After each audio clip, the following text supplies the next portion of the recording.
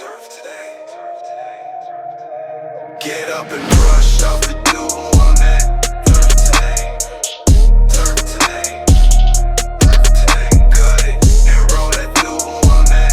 Surf today. Surf today. Surf today. Set up, they about to come through on that. Surf today. Surf today. Surf today. Get up. Surf today. Get up. Surf today. Let's get out the way. Here comes first play. Let's maintain that turf today. Ladies and gentlemen, welcome back.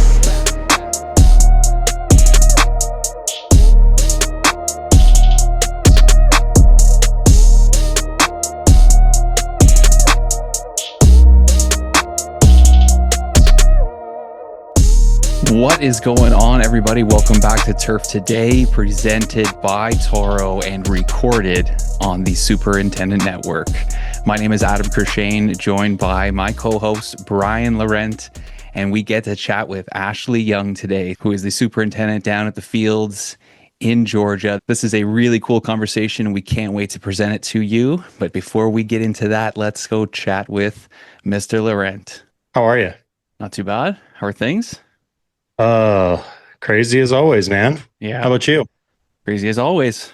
But Yeah. that's how we like it, right? That's right. Absolutely. That's how things are done. Still trying to get back to normal after the show and all the things. It never ends. It's a beautiful thing. Yeah. How was show week for you? Show week was outstanding as always. Lots of good times beforehand when the weather was decent, and then obviously we played some golf in the frozen tundra of Orlando. The cold. Yeah. The cold, where literally there was ice on bridges, saw people falling all over the place, and It was not iced good. out bunkers, and they made it work. Not complaining at all. It was just colder than expected. So I'm glad I had the opportunity to come home Saturday night so I could load up on gear for Sunday. That's Yeah. for sure. Grab that The long johns were a bonus, man.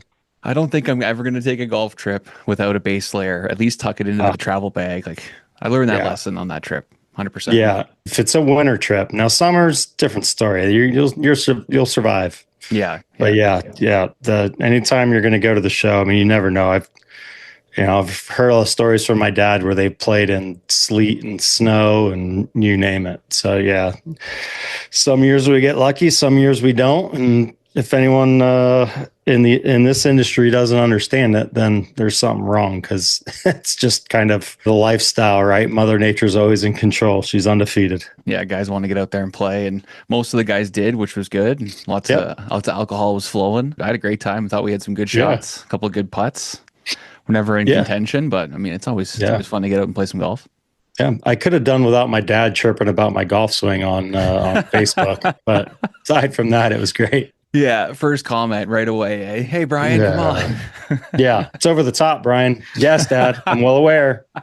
The golf swing you taught me, I've been trying to fix it for 40 years.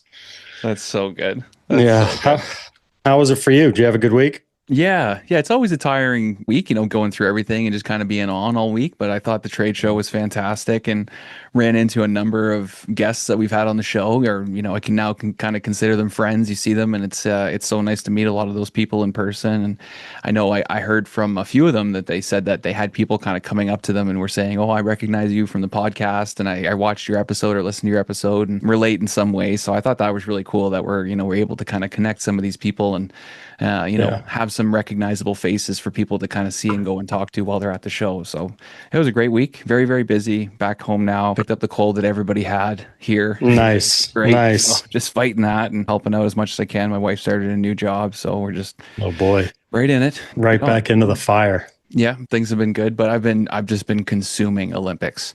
Like the Have Winter ya? Olympics up here in Canada, that's our big one, and the fact that the NHL players are in it, and the women, hockey players is a lot more prevalent right now. So it's just it's a fun one up here, and interesting to watch all the different sports. And my son's old enough now to kind of understand a little bit about what's going on and what the different sports are and athletes and things. So it's a fun one. I've been enjoying it. Keeps Love me it. busy. The boys have been watching, especially my oldest. He's been watching about every single hockey game that's been on, and He's getting into it. I caught myself, at dinner watching, the different luge events, Oh yeah. which like that to me, I mean, how do you seriously get involved in luge? Like at Great what question. point, at what Like who point scouts that? yeah, like where do you even go to do that? Like who's got a luge track set Yeah, up? that's a great question. I And we saw the I don't two-man get it. luge where the one guy lays on top of the other guy, Yeah. and I've never seen that before. What is that? Yeah. I've seen that, and that's the most uncomfortable sport, I think, probably in the Olympics right now. But Gotta be. whatever. Like I don't how they stay on that thing. Like And then you have the and just skeleton, right? They go head yeah. first. Oh yeah, that's nuts. They're going almost 80 miles an hour down a sheet of ice with banks and all sorts of stuff. Like I that's like the one sport that just blows my mind. Like how does someone say, I want to start doing the luge? And Yeah, where I do want you to do even that. where do you go? I People are doing it. I've They got never programs seen out there. It's yeah, happening. in all my travels all around the country, I've never come across a luge track. Yeah, I, it'd have to be I don't somewhere know. cold. I don't know where the Yeah. training center is for all that because they same with Yeah. like snowboarding and skiing and all that too. I've seen some of those, those mountain coasters or whatever, where they kind of look like a luge track and you go down in like one of the little carts that's got the Oh yeah. handbrakes and stuff on it. So I don't know, maybe they just ice those over in the winter and that's a luge track. I think I don't I know. know out in here in Calgary where they had the 88 Olympics, that's where they do all the training for bobsledding and ski jumping. They have all that kind of stuff set up. So I'm assuming they would Yeah. have some sort of luge track or something there. So Yeah. But maybe is there like a luge league for like yeah, kids? exactly. You know what I'm saying? How do they It's say like, who's the best, you know? right. Is it just like we get two random people show up at the luge track, like you're on the team? Yeah. I don't get it. I It's a don't good know. point. Like you have I don't know. different sports where, hockey or something where you've been training your whole life at that Yeah. sport and you get to, represent your country. And it's like, well, we need a few guys to do the sled ones too. Like who wants to go down the hill? Yeah. Like even curling, like as foreign as that is to me, like we have a couple curling arenas nearby. So like I can understand that. But I don't know. I guess it's like training as a kid going down a mountain on your bike or something like that. And whoever doesn't fall going 45, 40, 50 miles an hour down the hill on their bike, like come try this out. I don't know. It's Yeah, no, blows my mind. I don't know. I wouldn't do those ones. I would like to try the ski jump though, like that big long That does look jump fun. where the guy Yeah. kind of gets the skis in the air. Yeah, I think that would be a Yeah. fun one. But Yeah, I agree. lose a limb too, though. You do it the wrong way. Yeah, you lay in the wrong way. Definitely seen too many people tumbling over in that thing. Ashley, what's going on, brother? How's it going? Not too bad. You made it. How you doing, Ashley? Good. How are y'all? Good. I'm just scoping out your golf course here, and the place looks amazing. Awesome. Thank you. And probably one of the coolest logos I've ever seen. I'm gonna have to hit you up, get some gear. Yeah, rocking the hat right now. It's a nice Oh, one. awesome. My wife wanted to take this one. I was like, we'll have to wear it on the show first. Hang on. It's a nice logo. Well, welcome to the show, man. Yeah, thanks for having me. Of course, no, appreciate you coming on. So we always like to kind of start out the show. We let you just jump right in. We're recording already, so just go ahead and give us a little rundown of who you are here, Ashley. Wear a lot of hats around here. Right now, I'm an owner operator, superintendent at the Fields Golf Club. Work with my dad. This was my dad's. He's a golf architect.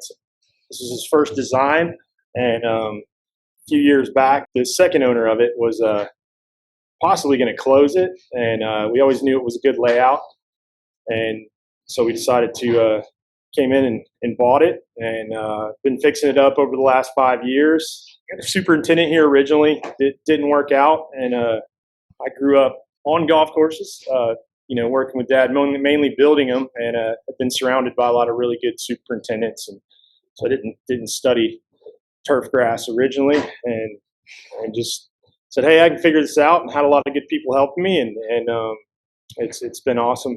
So day to day, that's what I do. I'm out here at the fields and kind of involved in all aspects of it.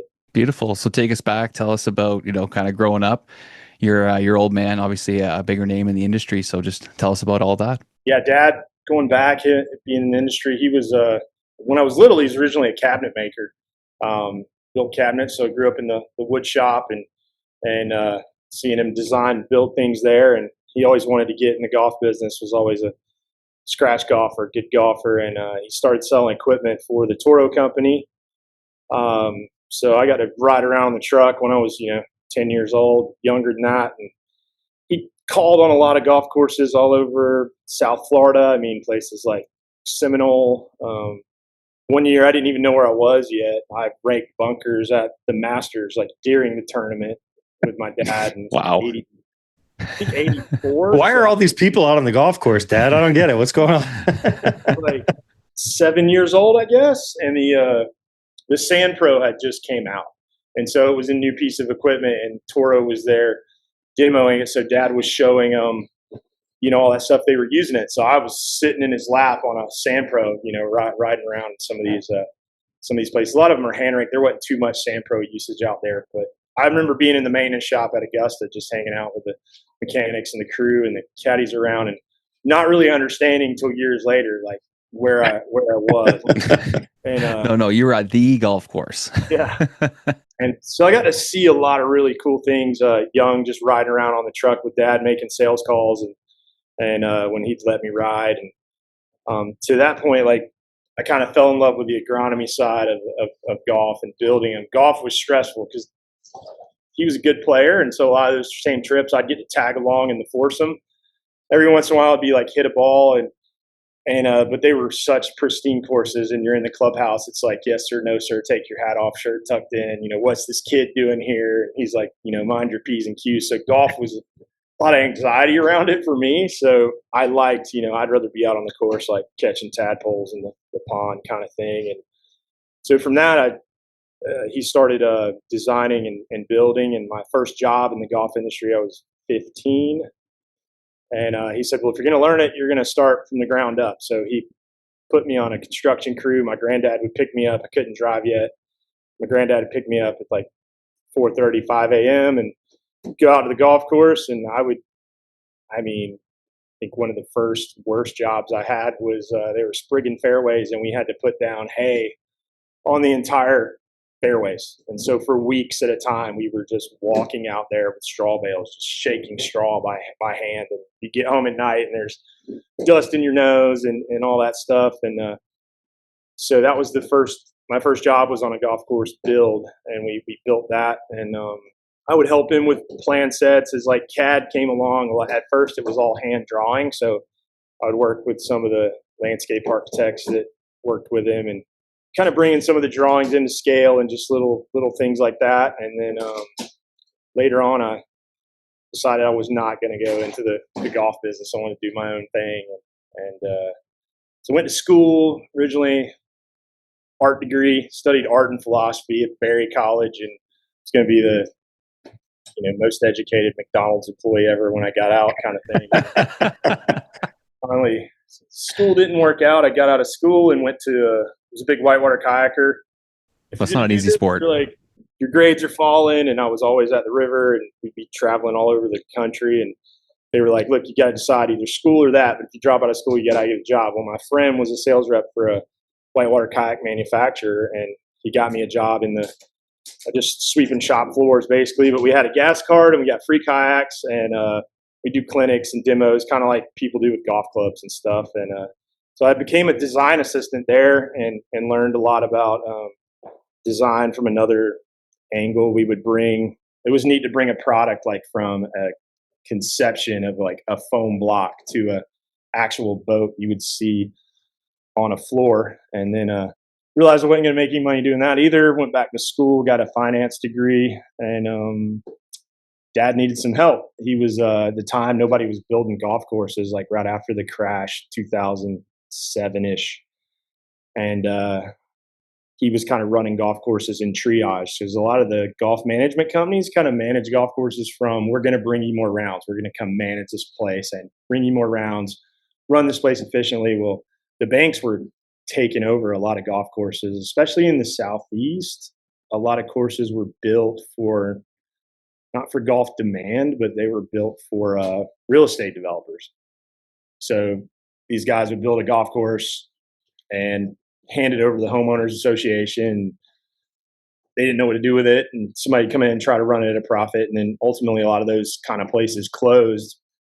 As the banks were trying to sell them, we'd go in and run them for them until they could sell the property. And so I realized you need a lot of help, and I was in between things, and that was 15 years ago. And so I accidentally started working with Dad again, and one of those courses that was kind of having some problems was the fields, and we got down here and looked at it, and I was like, I think we can make this thing work. So just kind of accidentally found my way back into it and found my way here through. So it's neat getting to work with your dad every day, but accidentally it gave me a good education, like through all those different things, from turf grass equipment to design build to now operating one and taking over the maintenance. So I got an accidental education on the way up, but definitely not traditional turf grass route.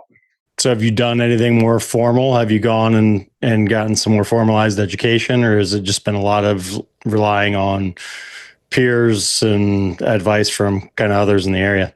Yeah, it's all been peers, no formal education other than, Superintendent's Association kind of stuff, going to some seminars and whatnot. But a lot of it really is just, as you guys know, I love the podcast, by the way. So I listen to a ton of episodes out there on the course. And it's kind of like medicine, where like you go to med school and these doctors, they might not learn anything about nutrition except for like one semester or something. And everything they learn is by practice. So a lot of the superintendents they see what's happening out there way before it's going to end up in turf grass school. And then warm season versus cool season. I mean, you might go to Penn State and get an awesome degree, and then you get a job in Florida, and it's like, well, okay, I've never seen any of this stuff before. So working with definitely people have helped me along, be it sales reps or other friends that are superintendents. Just through what he did, I had access to some of the best superintendents in the Southeast, so could call them up and say, hey, what are you doing? How do you do this? And so I think that kind of stuff in this industry is just as valuable. I think a superintendent, a lot of it too, is just a leadership position. Really, you could know everything about turf grass, but if you can't get a team doing what you want them to do, it all that knowledge isn't really serving you. So when we're looking for employees, that's usually what I'm looking for. Mostly your people. You can teach them a lot of the stuff you need to do, but having that piece of it is huge. Yeah, I love that. You talk a little bit about that leadership, and a lot of what you've learned probably come from your dad, but now you're kind of running your own thing. How much do you draw upon, what you learned from him growing up compared to kind of what you've sort of created yourself? Absolutely. A ton of it. Back to the kayaking thing. I mean, he got me into all that actually. And we both were Eagle Scouts. So he got me into Boy Scouts early. And as far as education, like I learned as much from that experience as anything. And so he got me into that, made me stick with it all the way through. And a lot of those skills have translated well to just, getting a team from like, hey, this course was in bad shape to getting everybody on the bus of like seeing the vision of like, this is what it can be. And so definitely draw on a lot of stuff I learned from him and ways he directed me growing up, and gave me the freedom too to just be like, hey, go do your own thing and figure it out, and not be so regimented. And then that served me well. Turf Today is brought to you by Toro. Ready for a utility vehicle that works the way you work? The Toro Workman LTX series delivers power, comfort, and versatility, with options to match the way you get the job done. The LTX lets you choose your power source with either a Briggs & Stratton Vanguard gasoline engine or Toro's advanced Hypercell lithium-ion battery system, giving you flexibility whether you need long-lasting electric efficiency or proven gas performance. Choose performance, choose versatility, choose Toro LTX. So talk about the facility. Talk about the fields. What kind of crew are you working with? What kind of rounds you guys playing down there? What's going on down at the fields? We do about 30,000 rounds a year right now. We don't really want too many more rounds. We want to just a higher quality round. We We run it basically a very European style model. I think we've messed up a lot of things about golf over here, made a lot of things way too complicated. Did some traveling over there a few times, just going through. Right before I got the place, I'd spent about 3 weeks in Scotland, just touring around and looking at golf courses, not even playing golf, but just looking at architecture and how they maintain places. So much easier. And they look at it over there a lot more as a playing on a surface and not a color. I don't know who said that. Somebody did, but something I've always gone with here and Dad's experience in a lot of the courses he's done are very maintainable. They're mostly upscale daily fee courses. So a lot of the ones that get magazine attention and that we hear about and you see on TV, they have these unrealistic budgets and can deliver unrealistic expectations. But most people's golf is played on their local place that you just have to figure out how to take care of. So we try to really just take care of the playing surfaces. The greens are really good here. Usually in season better than anything around us, including, I don't know if anybody listens to this, they might, but including our local country club, some of the resort courses around. And so we really focus on greens first, turf in the playing areas, and the edges we just kind of let go. We're not worried about flower beds, and you can spend a lot of money on that last 10% of a golf course trying to get it perfect. And so we really try to focus on playability, the player, and not the, get in the weeds about all this other stuff that golf can be about. And that's how we're able to operate the fields, profitably. And so we still run a lot of old equipment, really small crew. I've got 5 to 7 guys, depending on what time of year it is. We've got about 160 acres. Everything's mowed at one height of cut, tee to green. So just like a lot of your courses you see over there. So we're at a 1/2 inch. We mow around the approaches with 5-gang, lightweight fairway mowers that, a lot of clubs would be like, what are you doing with that close to the green? We can mow a lot more turf. It's very wide open, so not a lot of shade issues for our Bermuda greens. We still mow our fairways with gang units from the 1980s. They're Toro pull gangs, 7-gang units that I bought used. We rebuilt them, and they're 30, almost 40-year-old mowers, and we still to this day have 2 of those that we mow all the fairways with. Irrigation, I haven't turned on irrigation in our fairways since I've owned the place. Wow. We use wetting agents and whatnot when we catch a rain. We time our apps of, products around rain.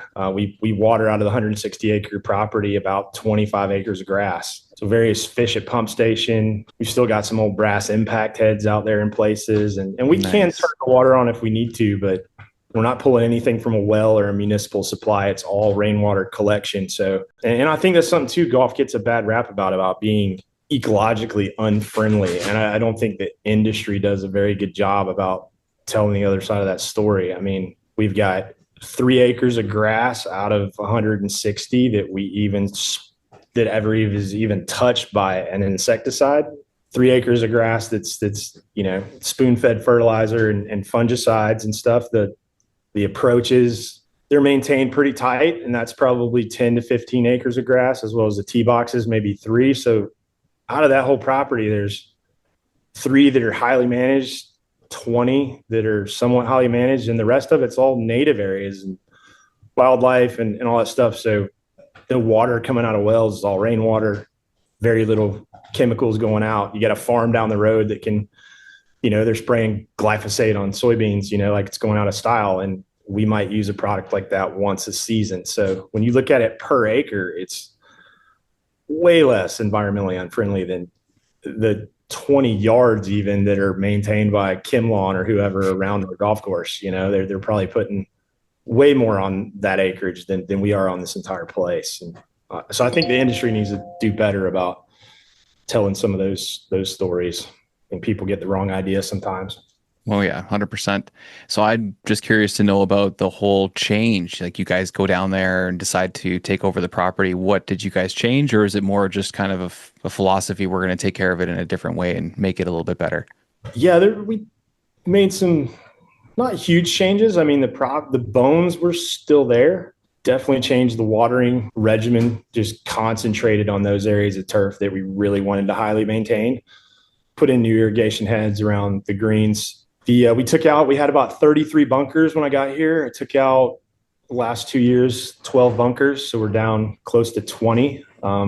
Bunker maintenance is one of the most costly things on the course. Get the most complaints out of a bunker. You can spend all this time on greens and have perfect greens, and you have an unraked bunker or a wash. We get a lot of thunderstorms in this area of the country. So, I mean, some days you get afternoon rain every day of the week. And if you got high face bunkers, a lot of them, the old owner had an architect come in that was not us and kind of added some high flash bunkering. And we went in and changed a lot of that back to a flat bottom style with grass face so they were more maintainable. So most of the things we've done have been towards making it maintenance friendly. The greens were in really bad shape. Took a few years to get those back through just rebalancing the soils, aerifications, just getting weed pressure off the golf course. And that's all pretty under control now. A lot of tree work. We took out any shade issues, just opened up view lines. A lot of it was aesthetic. There's some really pretty native areas out here now. A lot of those have been grown up, and it might just be a small tree that's not in play, but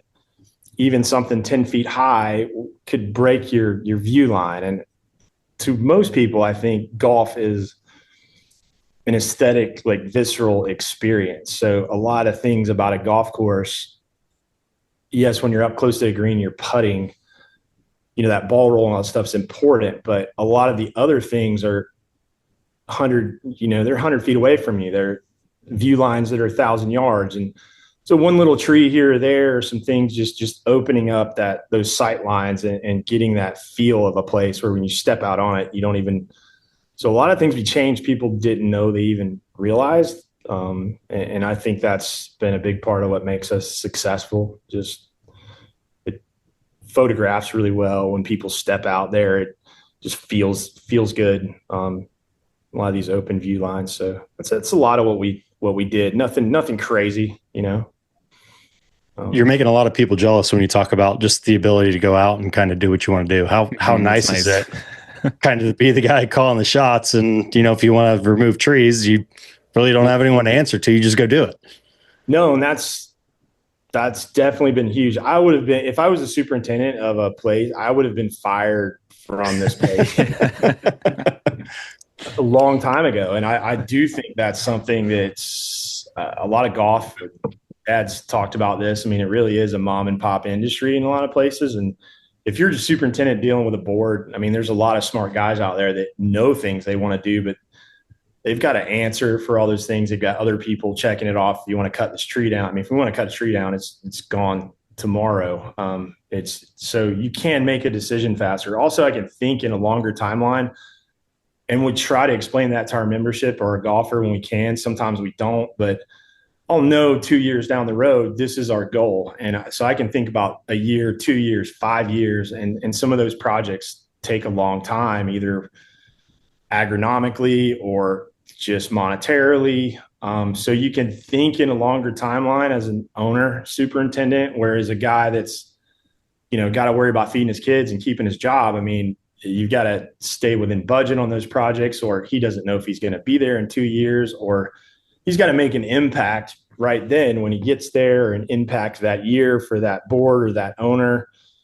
Or you might have an owner that has an idea and then he doesn't really know what he's talking about. He's just seen it somewhere, has something. And so there are a lot of things we're able to do that somebody else couldn't do, even if they wanted to or had the idea, because they've got to think about it in a different way than I'm able to think about it. So that has been a blessing in doing some of the things we do here.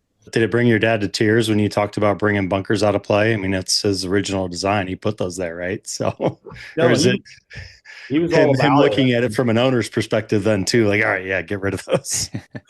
No, he was all about it. And then some things too, he jokes about this course, one of his favorite ones he's done. And he was like, I didn't know what I didn't know. So they were able to just get out there and play around. And then, so he's like, there's some really good things here that 5 years later I might not have done because I was either learned why you shouldn't do them, or so it's kind of a quirky, really fun layout. But and then some of that, the bunkering, like the ball has changed different since this place was built in '89. So we've got the golf ball and equipment. I mean, some of these holes were playing 30 yards shorter off of a tee, and when there's places we can't lengthen the tee, maybe that bunker didn't make sense anymore, or just hey, it was too much to take care of, or it didn't really impact play that much. And there's some places that are even harder on the course. We've got one on number 8 where there was a very large bunker to take care of. It's kind of an uphill par 3. You couldn't really see the bunker from the tee box, and it was almost a bailout that if your ball landed there, you had a shot pretty close to the green. If you're a pretty good golfer, a lot of times they don't mind playing out of the sand. Now it's really tightly mown and it rolls back away. So if you hit that same shot up in there now, you're going to roll back and have a tight chip. It's actually a harder shot without the sand being there. So we can still bring some of the strategy into play, but all of that was done to make it maintenance friendly. So how important is playing the course, both from a superintendent's aspect and also being an architect as well? I think, yeah, any superintendent is going to be a better superintendent if they play their course. I don't get to play it as much as I like. By the time I get to hole 3, I'm distracted and pissed off. Yeah, going back to the shot. You've already filled up your notepad. So a lot of my golf, I play other places, but I do get out there and play. And at least being a golfer, you're looking at it from that standpoint. But nothing can replace, walking that hole. Even the difference in walking and riding. You see it from different perspectives, but definitely have to look at it from a golfer's standpoint. And we try to do that. And that's where we tie it back into maintenance. Like, where can we really efficiently use this resource to keep the price point down, but have a good impact on golf and not spread your money too thin trying to do everything. So we try to really look at it from a golfer's perspective and put our resources there on the course. Nice. It's the best way to do it. What about your background, obviously growing up in the industry, having that eye for architecture, how has that helped you? And even seeing some of these places, be built from the ground up. So you've, probably learned a little bit along the way about what happens under the surface. I mean, how much has that really helped you stepping into this role? It's helped a ton, and we still do design build. Dad's still active in that, so we just built 18 holes down in Vidalia, Georgia. That's opening up this spring. It's a public course and about 10 miles from Ohoopee Match Club. Oh, nice. That place. So most of it's in pure sand. So we're still actively doing that, and that's helped us because there's a practice green we just built out here at the fields. Dad literally called me. He's like, "Hey, we're stuck down here. We can't work for the next 5 days. I've got a shaper free. Do you want to go build that practice green we've been talking about?" So we walked out there with a spray can, sprayed out where it was going to go, ripped up the old turf with our Mini X. Shaper was there the next day, pulled all the old mix out,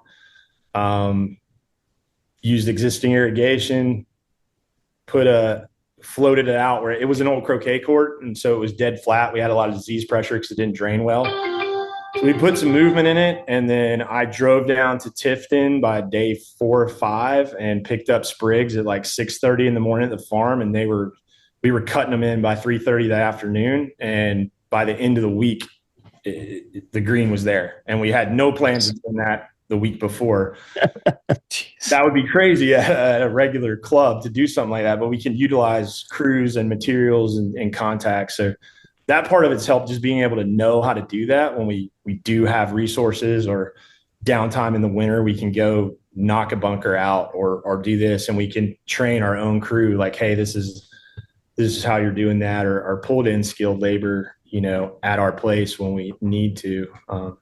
I think too, like you said, long-term, like things like irrigation repairs, just going ahead and spending the money and doing something right, because it's going to be in the ground for the next 20 years, rather than saying, that valve's $200 more expensive. And, somebody just looking at their line item budget or whatnot. When you own the place and you're like, hey, I'm going to be superintendent here for a while and don't have any, you don't want to be digging that up 5 years from now and just to save a couple $100. So, those kind of things, definitely seeing what has happened down the line of places that were built certain ways is definitely helped.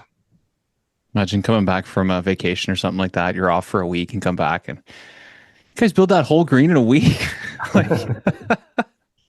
Yeah, definitely some of the members that hadn't played, wait a minute.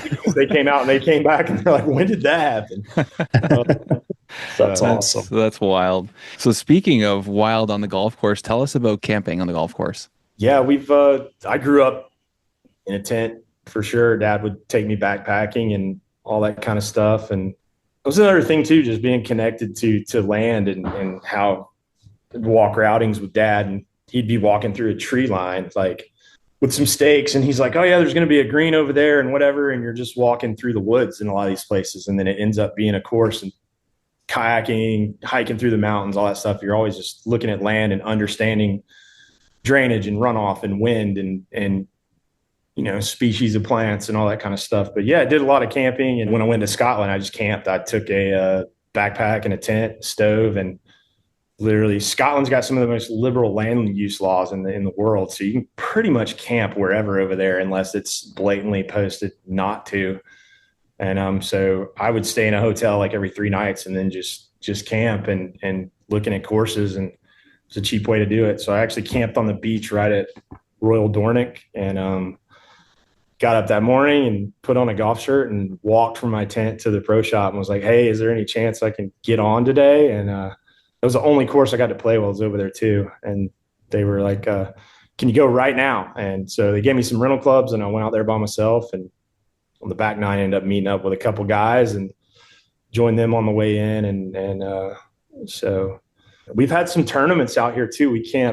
I've slept on the golf course out here many a times. We've had 2 tournaments where they've done a camp out here where we actually let people, the guys came out, we mowed some little areas out of the natives and let them have little campfires out there. And we had about 80 guys in tents for 2 That's so fun. What a cool idea. Here and play golf. And it was pretty awesome experience. No beers, eh? That night. Yeah, there was no beers consumed. Pretty large mini X assisted bonfires going on. And oh yeah, nice. I think we're gonna do a golf camp out here actually this summer for the kids, where we do and call it, like golf camp, but let their parents come out and actually let the kids camp on the golf course and do some lessons with them on basics, and then take them around the agronomy side too, and let them, show them the tractors and show them how we, what we do and all that, and kind of give them like a 2-day, 1-night little golf camp thing where they get to. It's awesome. Yeah, it's a great idea. And do all that. So we're putting that together for the summer when they get out of school. I think that'll be a lot of fun. Set up a little relay race or something like that with the golf carts. Yeah. You guys got nothing could go wrong. That's awesome. So Southwest Georgia, you guys pretty much open year round then, or what's your season like? Yeah, we close Thanksgiving and Christmas, and then other than that, it's just weather related. So yeah, the weather is wild here. We just a week and a half ago, just while I was at the PGA show, it snowed here. It got down to last week, it was down to like 14, which is really cold for us. We've got to cover the greens.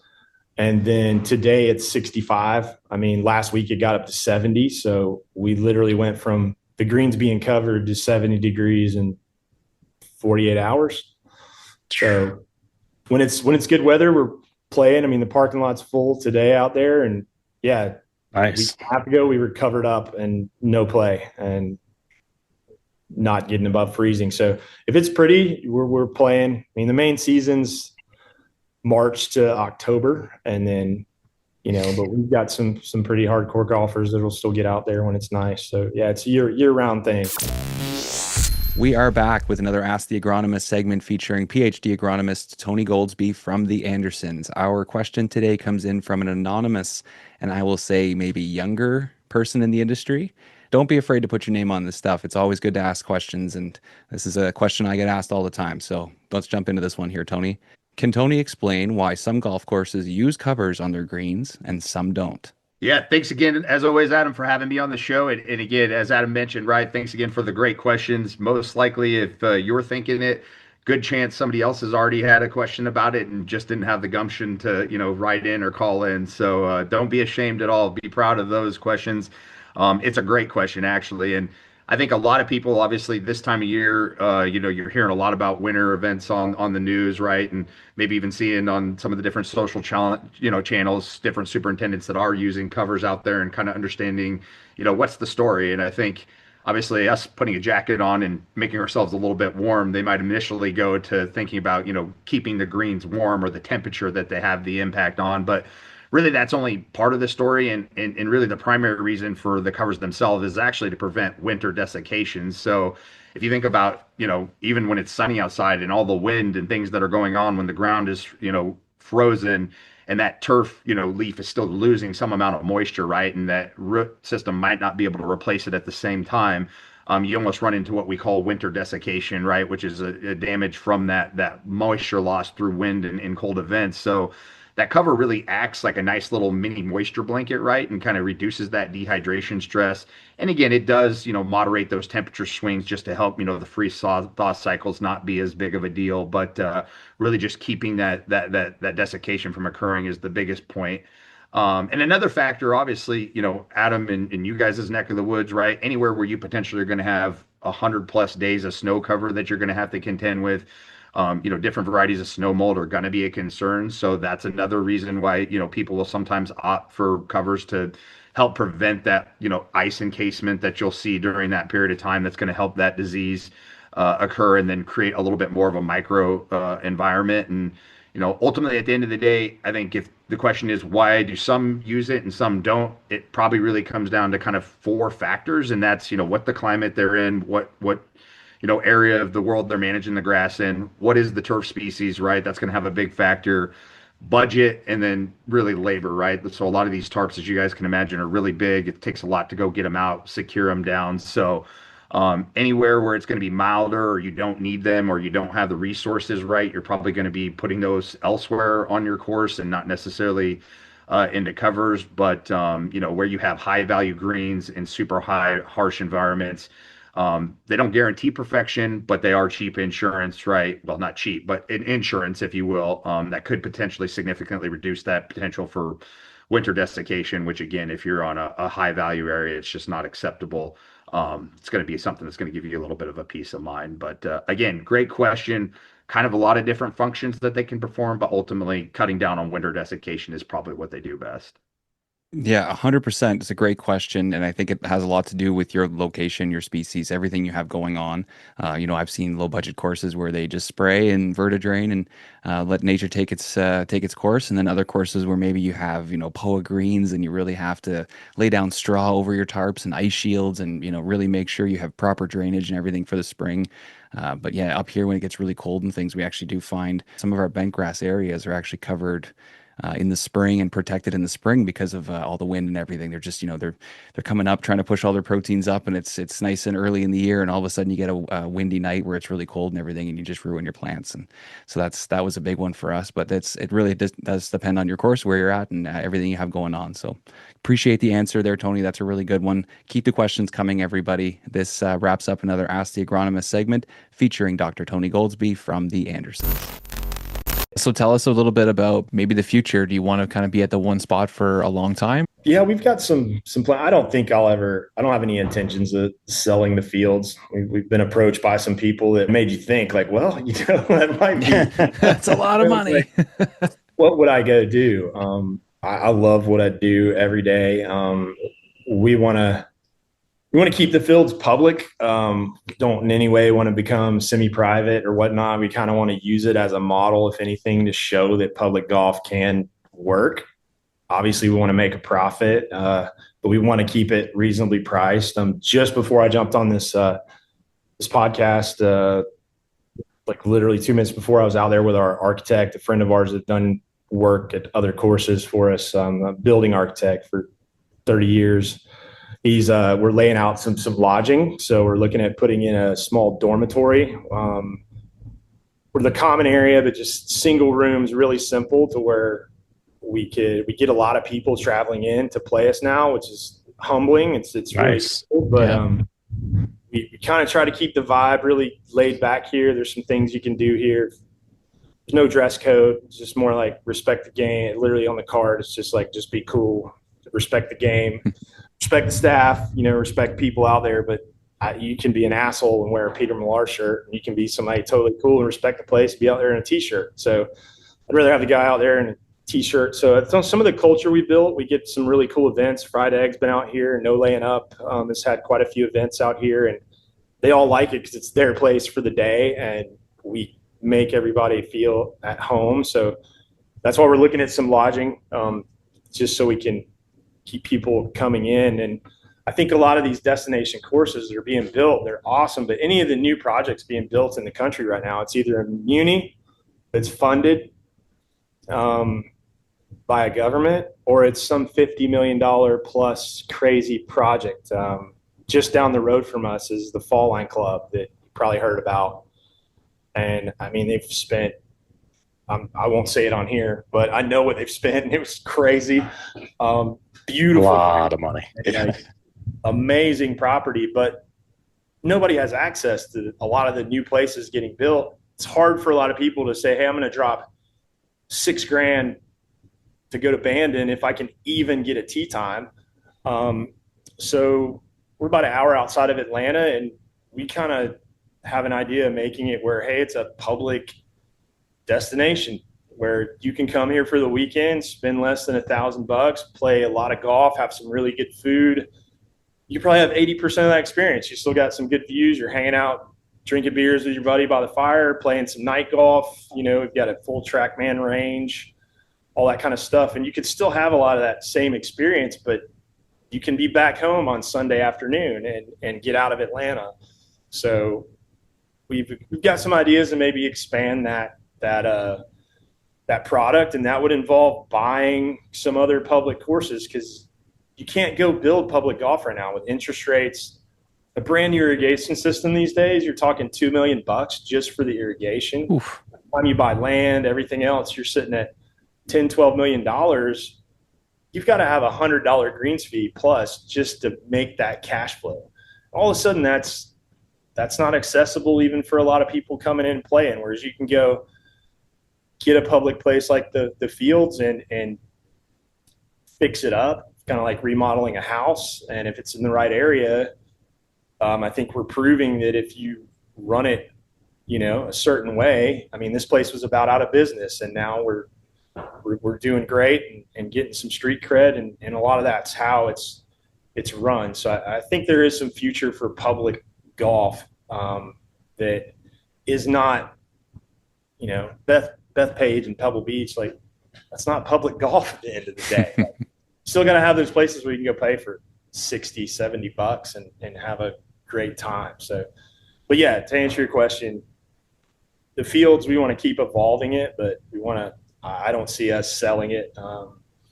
Maybe we could take that model and do it some other places, but I like what I do. I probably will take over some of Dad's design business one day. A lot of that, again, is remodeling a lot of existing clubs and bringing them up to speed. That kind of thing, because it's hard to just go build a new public place right now. But there's a lot of good ones out there that if you can just get the right model behind it, it can work. So you talk about that model, and that model that leads to success. So kind of looking back at when you first took over at the Fields, and maybe some of the things you're implementing at other places you're going in, whether it's consulting or designing or whatever it may be, what is that process? What are the things you're looking for that lead to success? I mean, is it primarily efficiency? What are the things that you're looking at to build upon for long-term success? I think efficiency is a huge part of it. I mean, you've only got so many resources. There's amazing superintendents out there, but to do some of the things, I mean, I know we were all just down at the turf grass show. I mean, there's some amazing stuff coming out. I mean, some of these mowers that are automated, and I do think some of that stuff's coming, but like, I'm not buying $170,000 fairway unit, and much less three of them. You know, it's like that's just so. Where you use your resources is definitely huge, and that comes back to a master plan of the golf course of just like what are its issues and problems, and what is the long term goal to attack these. A master plan from like what do you want to be from a culture standpoint. And I think culture is a huge thing. I mean, golf is changing, and you got to embrace some of that. And every course kind of has its space. There's a place for the country club. There's a place for the resort. There's a place for your high-end public. But there's also a place for, you know, people just going out and having fun. And I think you've got to give them good greens and a value. And you might be a value at $100. You might be a value at $40. And you've just got to know what you're on. If you're that $40 place, like still give them good greens and communicate why the rest of it's not there. And that's okay. You can have that $40 place to go play. But if you're that $40 place and you're trying to charge 75 just because it's the market right now, like I think those are the people that are going to get in trouble when the ball drops at some point. So I think just being honest about what you're about and being efficient and creating a good culture, you can be successful in public golf. That's I always say, if I can get a tee in the ground and the greens are, you know, pretty good, that makes for a happy day. You just mentioned when the bottom falls out. Obviously, golf is just on this incredible boom right now. What are you seeing? What are you thinking? I mean, unfortunately, there's going to be a time down the road where it hits tough times again. But you know, what's your projection? What are you thinking as far as the longevity and how long this wave continues to? How long can we ride this wave? I think a lot of the new golfers that have come in are here to stay. I think the culture is definitely changing long term. As far as the boom, they're already seeing it flatten out a little bit as far as rounds played, but people are sticking around. I think it could stay flat for a while. I don't know there necessarily be a decline, but if something does happen with the economy, I think that's another place I think public golf could actually benefit. Like a place like the Fields, I don't worry about it too much because there might be guys that are traveling to go play places because they can afford it right now, or they're a member at a club, but they're barely making sense out of it. And then all of a sudden you got to pull back a little bit. They still want to get their fix. Maybe they drop that country club membership, or maybe they don't take that trip, but they're still going to go somewhere and play that round of golf.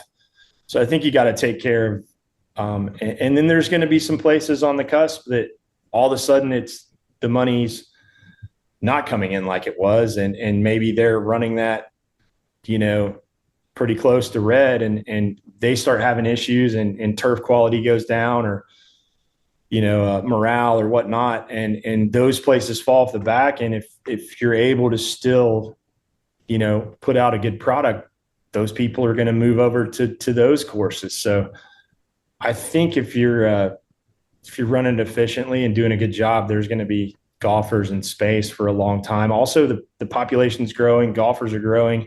Like I said, it's really hard right now to make it work financially to just go build new public courses. So we're going to need more courses to come online. So I think that's space for some of these that are kind of in a spot where they're not sure what they are, to some opportunity to kind of fix those places up.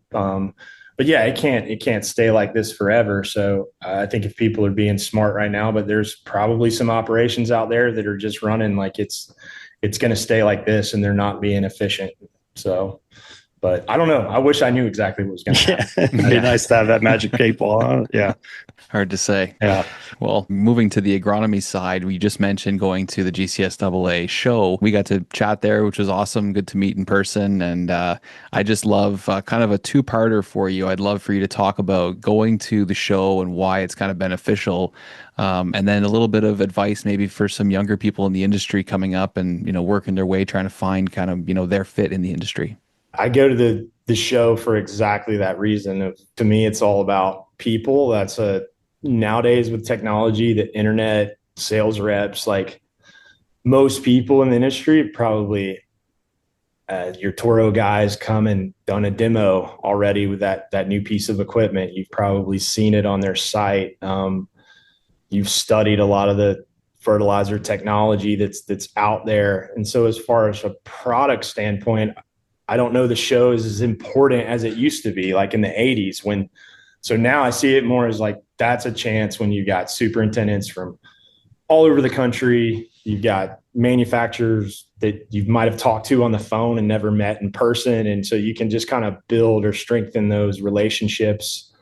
I was just sitting there having dinner and went to sit at the bar. It was crowded. And then I was with my friend and there were 2 chairs and sit down. This guy goes, "Oh, I'm sorry. My wife's coming and his chair's taken." And I look over at him and it was a guy I worked with in Costa Rica 15 years ago. And I hadn't seen him in 15 years. And like, Love that. we exchanged numbers again and caught up. And like, if I hadn't have been at the show, like I might not have reconnected with Jay and I might not have met you. So to me, that's why I go to the show. And I think that leads into your next question of like, what can younger people do? I think golf is a very people oriented business. And so go there and meet as many people as you can. You can get in the show as a student, I think for free. If you're registered correctly, go out to your local course and just talk to people, meet the mechanics, the supers. Most superintendents I know are happy to go show you around their place, talk to you, and because you never know who's going to help you out. And two, I mean, I'm fortunate that I know I'm going to be here a while unless,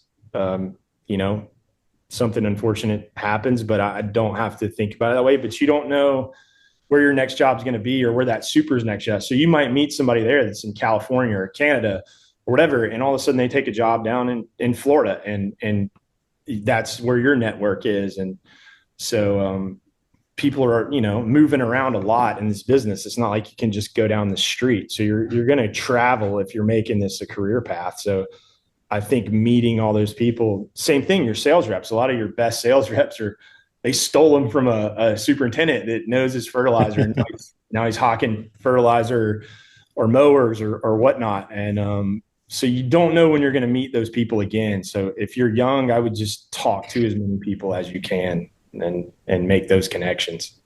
Been around this game nearly your entire life. I'd love to just hear you reflect on the game of golf, what it's done for you personally, what it means to you personally.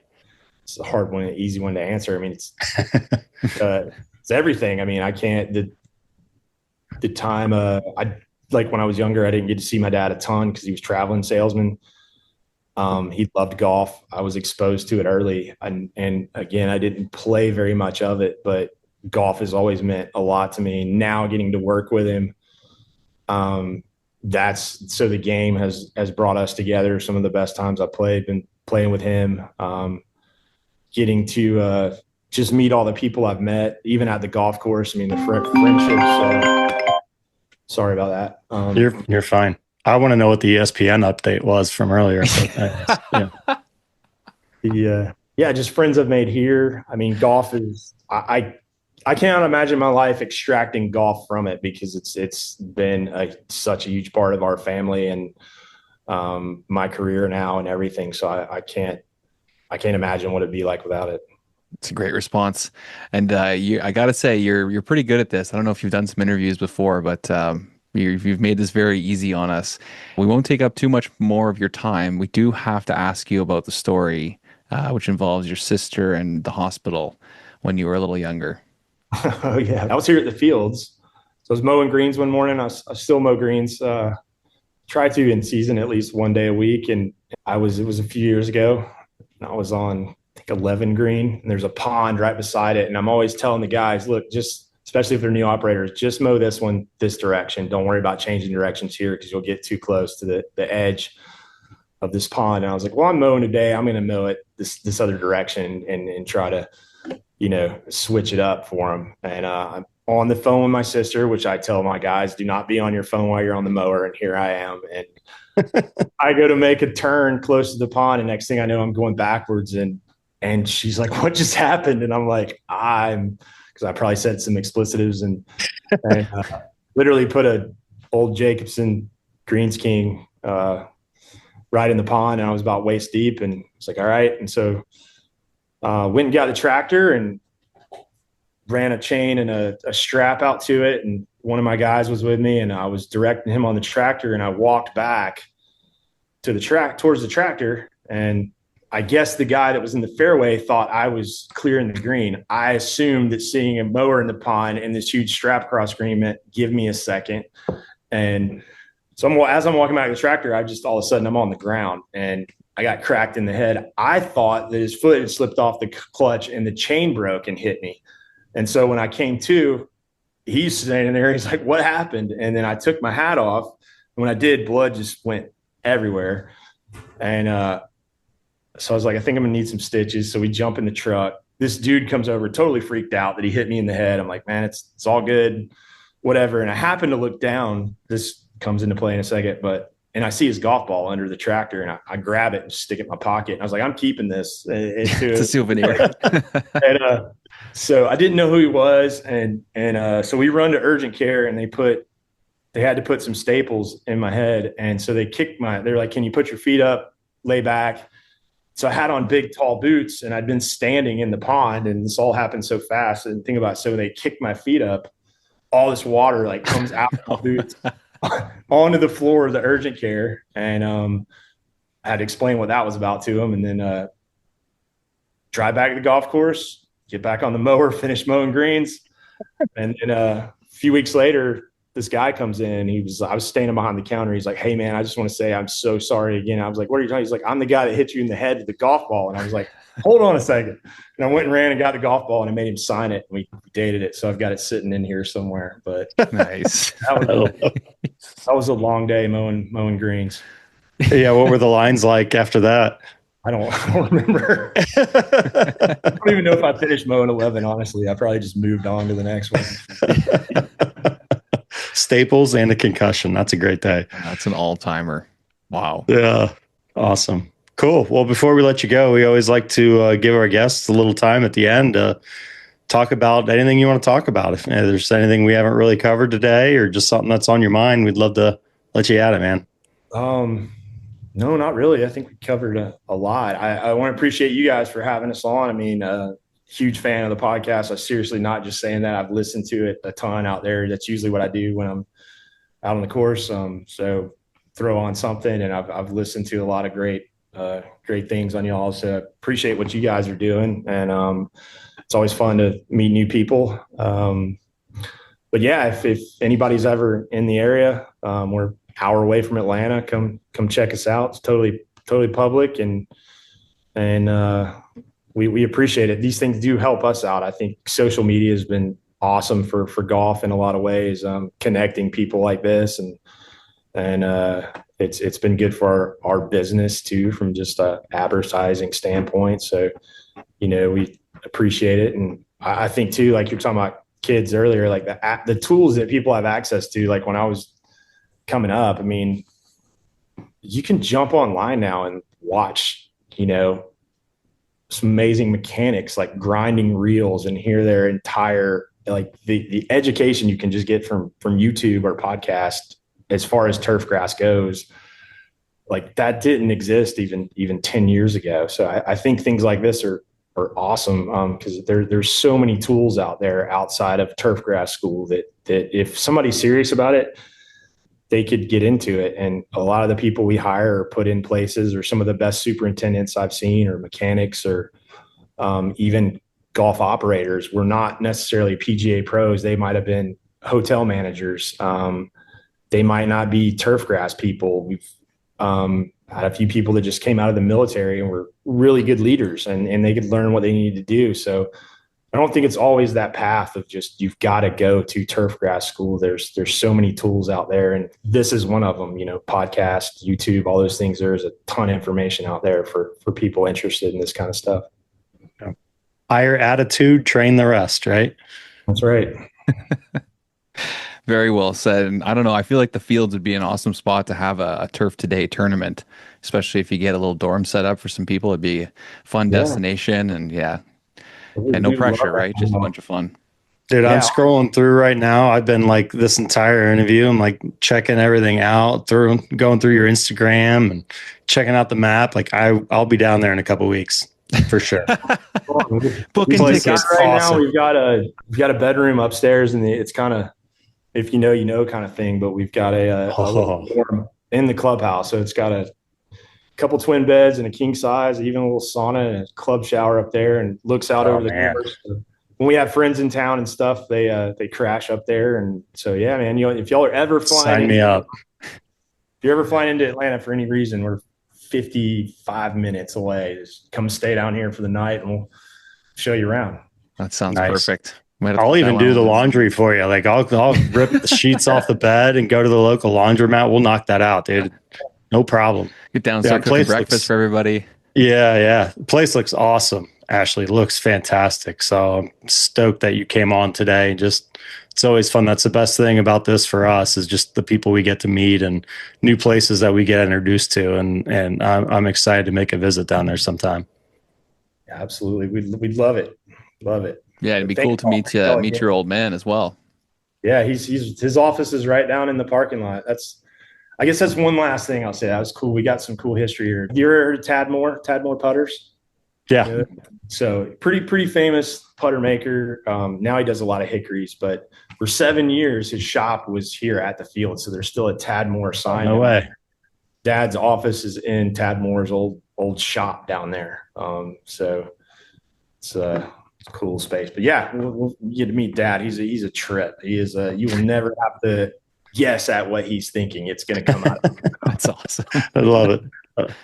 Purely unfiltered. I love it. All right, brother. Well, we appreciate the time today, and this is going to be coming out Tuesday, so we're looking forward to it. Awesome. Thank y'all. Appreciate it. Great stuff. Yeah. Yeah, Thanks, and- Ashley. Take Thank care, you. man. Hey, what's up? This is Michael with Standard Golf Company, and this year is a special one for us. We are proud to be celebrating 100 years in the golf industry, supporting superintendents, pro shops, and GMs alike with products they rely on every single day. From flags to flag sticks, cups, tee markers, ball washers, hole cutters, maintenance tools, and everything in between, Standard Golf has been built on quality, innovation, and relationships for a full century now. We have been committed to helping golf courses look a little bit better, play a little bit better, and operate a little bit more efficiently. From all of us at Standard Golf, we want to say thank you for supporting us along with the Turf Today podcast. Have a great one. What an interesting property. It sounds like a really cool place. Yeah, it does. Like I said, I mean, I've been looking at it here, just kind of back and forth, listening to him talk and everything, and pulled up his Instagram and the website. Like I said, that logo is legit. That is a cool logo. Definitely gonna go get a hoodie. Yeah. Well, and it's 1989, which is the year I was born. I'm dating myself a little bit for the students here, but they've got hoodies that say 89, and I'm like, man, you got to get me one of those hoodies with the 89. So Yeah. yeah, that'd be a cool trip. I have an uncle that lives in Marietta, which isn't far from Atlanta, so we could definitely make that trip down there. Yeah. No, it's a very cool looking place. It's always great getting to talk to people. You know, we do have a lot of guys that kind of run along the same sort of path. If, you know, they were into something before and then they got into this, they fell in love with it. Now they have their own course, but everybody comes from different backgrounds, and he already kind of had that love for golf and the golf course and the appreciation for the golf course. So he must enjoy his job so much more just because he has that background. It's certainly has tough days, but getting to be involved in the whole golf course itself, I think is wonderful. And, you know, he's doing it right. There's so much stress being an owner operator. There's no question about that. But, you know, ultimately, if you have the passion for it, the headaches are all worth it. You know, again, like we were talking about with him, he doesn't really have anyone else that he needs to go to. If he wants to get something done, he just gets it done. He's the guy. Yeah, he's the guy. He's the guy. So no, it's very refreshing. And like you said, too, just the different paths that people take. It's so funny. I literally had a phone call yesterday. Someone reached out and like, hey, do you mind if we chat for a little bit? Think, getting in this career, when I get your advice. And it's so personal the way that you get into this industry, and it's so based on what's right for that individual. Like, yeah, sure. You want to get into this business right out of school, right out of high school, go down, you can do 2-year, 4-year, whatever. But there are just so many different ways, if you're an older adult making this career change. I mean, there's a million certificate programs, online programs, 2-year programs, 4-year programs, options to get into this and study while you're, in working full time at a golf course. And, like I tell them, obviously the education is important. I don't think there's any downplaying that. As you want to advance within the career, there's, some form of education is certainly required, but surrounding yourself with good people in this industry, learning from good people, learning from people that do it the right way, that invest in educating their crew, giving them opportunities, help them advance. Those are the things that you need to do. That's what you need to do to advance in this industry, is surround yourself with good people, not just, from both sides. As a director, as a superintendent, bringing good people on is going to help you advance. And as someone that's getting into this industry, looking to grow and become a superintendent someday, surrounding yourself, working for the right people, I think it's the most important thing in this industry. No, hands down. Yeah, and you can go a long way in even 5 years, getting a little education, going to some of these shows, meeting some people, getting a couple opportunities. You can really put yourself in a good spot. And probably being a little older, like Ashley was saying, having that forced education of learning how to build things or solve problems or manage, that's all stuff that's really going to help you. So just saying, well, I had a career and I was an assistant manager at a retail store or something like that. Well, there's a lot there that you learned that's going to help you deal with stress on the golf course and dealing with members and all the different things that go into it. So there's a lot of stuff that you can learn to move into this career. And like I said, you could do it pretty quickly and not have to feel like, you have to be at the top. You don't have to be at the best golf courses or make the most money. You can have a goal at, I want to work at my local muni, or I want to work at the local country club as an assistant. You can go after that kind of stuff and make it happen, and lean on the people around you and the people that go to these shows and stuff like that to really make it happen. And there was a few people I had reach out to me that, was kind of negative about the show. It was like, why would I go to that? Why would I waste my time?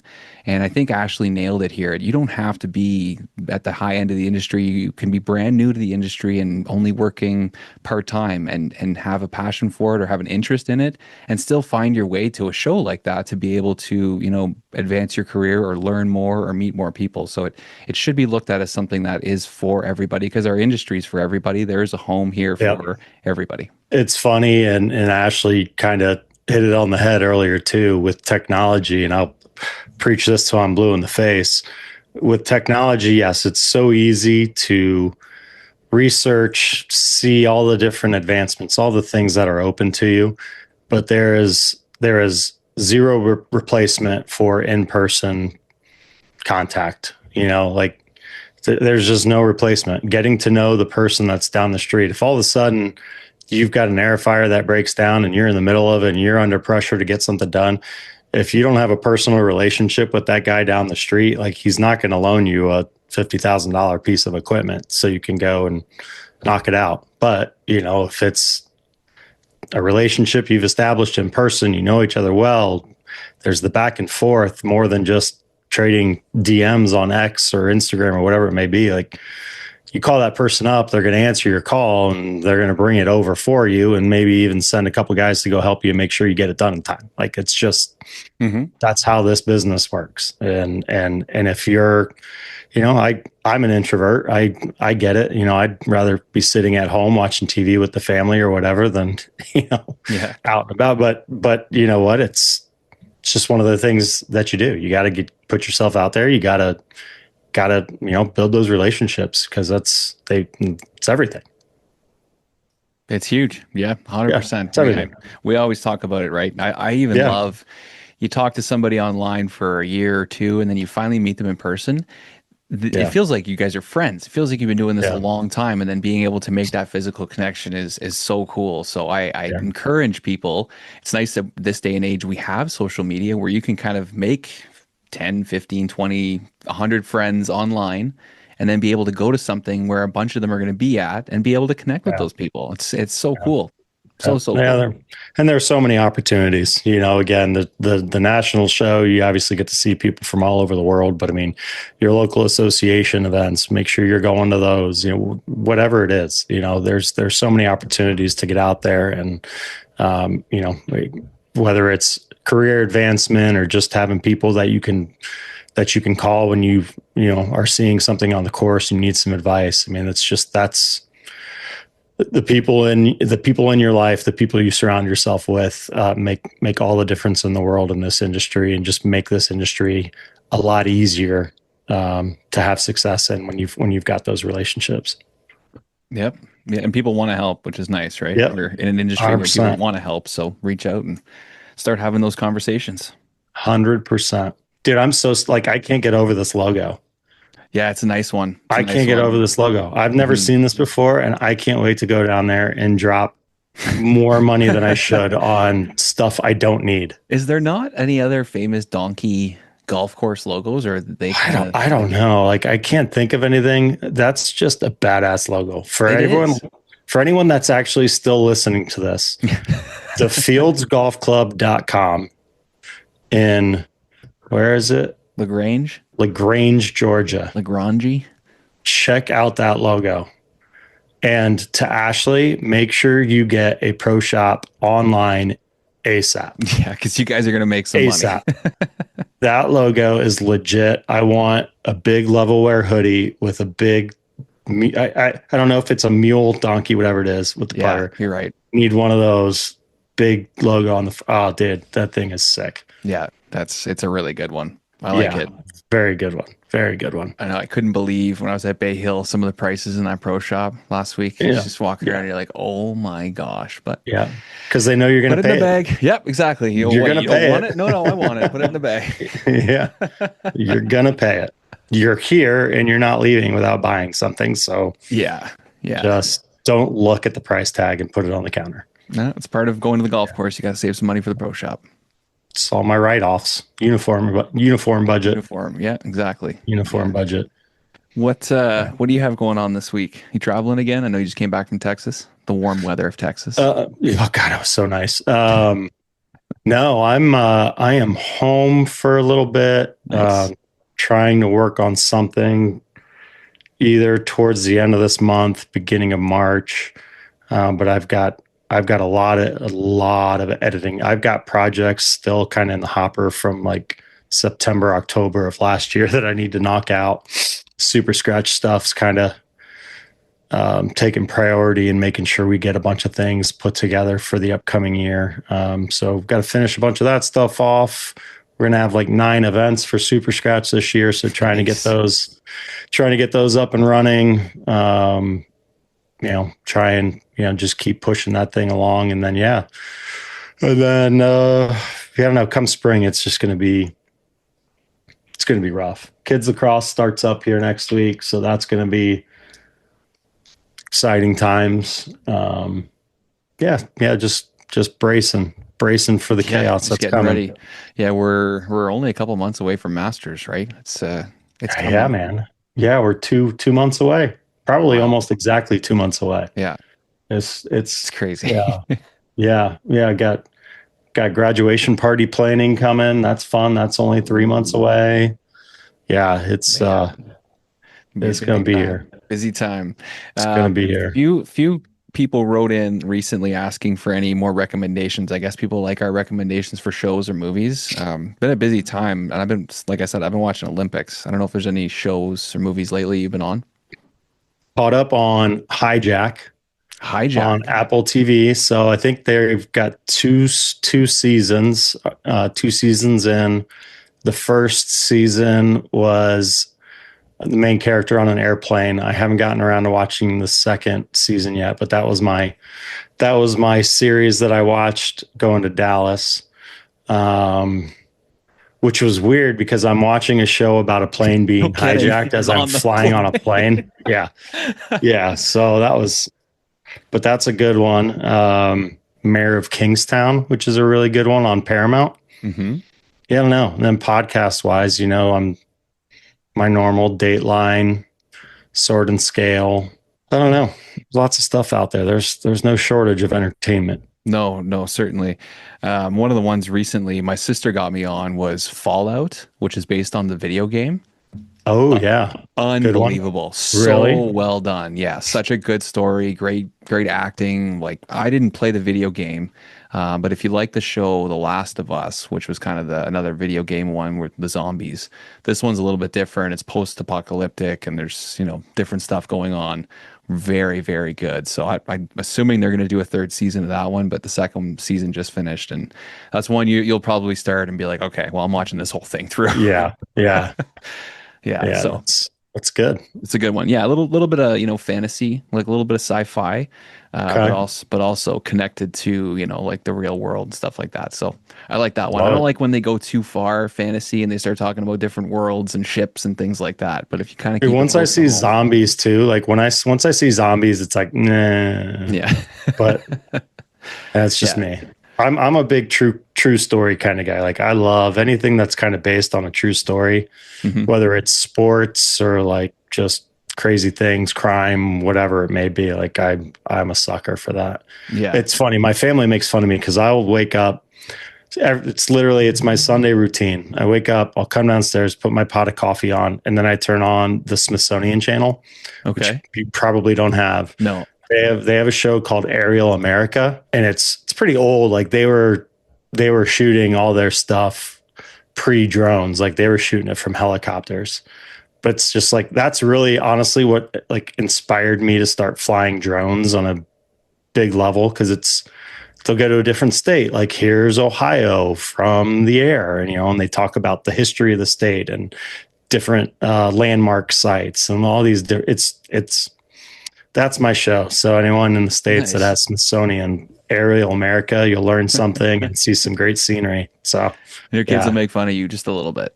Dude, oh my God, my wife makes fun of me for it. And then she'll sit down with me and she's like, that was actually really interesting. I learned something. I'm like, yeah, see, like there's some value in this. See? Yeah, I love it, man. We talked about drones in the F1 movie. I just watched that on the plane coming home because it's like a 3-hour movie. Wow. Isn't that a great movie? Yeah. There's that one. Then I was noticing too, we were watching the Olympics the other day. They had the drone shots when they were doing speed skating. Like, they were going right in front of the speed skaters and stuff. It was really cool. So they're using the drones for everything now.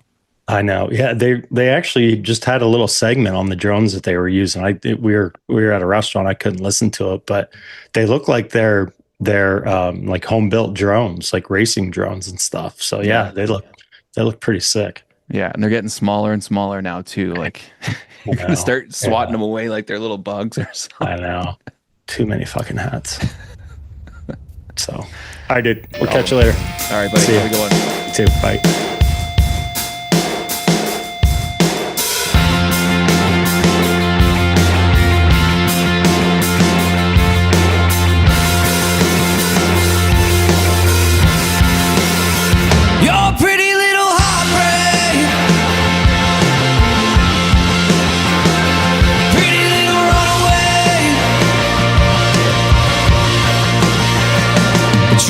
Your mini skirt, you're showing some skin. I think there's something going on, babe, between you and him.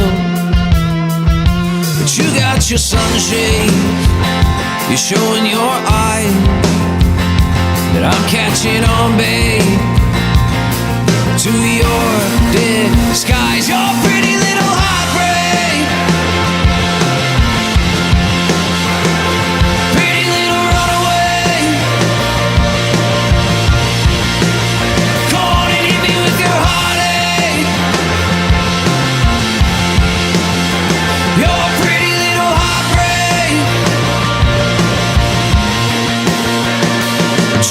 Your high heel in a pearly white gown, you're cursing my name all over my side of town. But I'll show up too drunk, get on up in his face, and we'll have it out, babe, in the middle